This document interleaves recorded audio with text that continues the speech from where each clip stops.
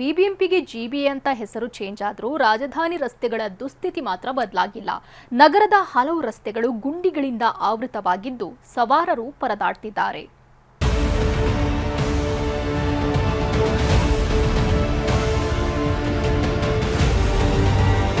ಡಾಂಬರ್ ಕಿತ್ತು ಹೊರಬಂದಿದೆ. 2-3 ಅಡಿ ಆಳದ ಗುಂಡಿಗಳು ಅಪಾಯಕ್ಕೆ ಬಾಯಿ ತೆರೆದಿವೆ. ವಾಹನಗಳು ಅಂಕುಡೊಂಕಾಗಿ ಸಾಗ್ತಿವೆ. ಸವಾರರು ನಿತ್ಯವೂ ನರಕ ಯಾತನೆ ಅನುಭವಿಸುತ್ತಿರೋದು ಲಗ್ಗೆರೆಯಲ್ಲಿ.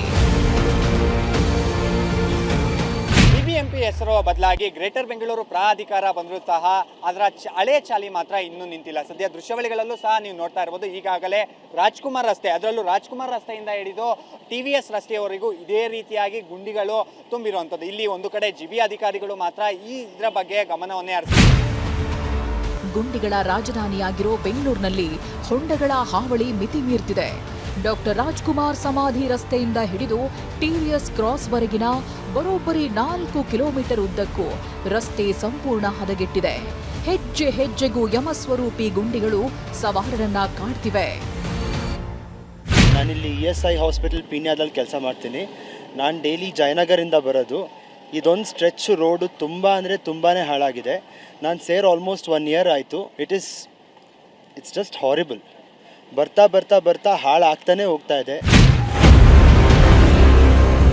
ಇನ್ನು ರಾತ್ರಿ ಹೊತ್ತಲ್ಲಿ ಗುಂಡಿ ಕಾಣೋದೇ ಇಲ್ಲ. ಎಷ್ಟೋ ಸಲ ಬೈಕ್ ಸವಾರರು ಆಯ ತಪ್ಪಿ ಬಿದ್ದು ಕೈಕಾಲು ಮುರಿದುಕೊಂಡಿದ್ದಾರೆ.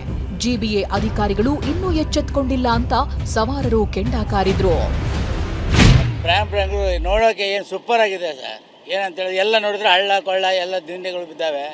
ಜನ ಎಲ್ಲಿ ಬಿದ್ದರು, ಯಾರು ಸತ್ರು, ಯಾರು ಕೇಳೋರಿಲ್ಲ. ಶೇಷಾದ್ರಿಪುರಂನ ಅಯ್ಯಂಗಾರ್ ರಸ್ತೆಯೂ ಅಧ್ವಾನ. ಶೇಷಾದ್ರಿಪುರಂನ ಅಯ್ಯಂಗಾರ್ ರಸ್ತೆಯಲ್ಲೂ ಗುಂಡಿಗಳದ್ದೇ ದರ್ಬಾರ್.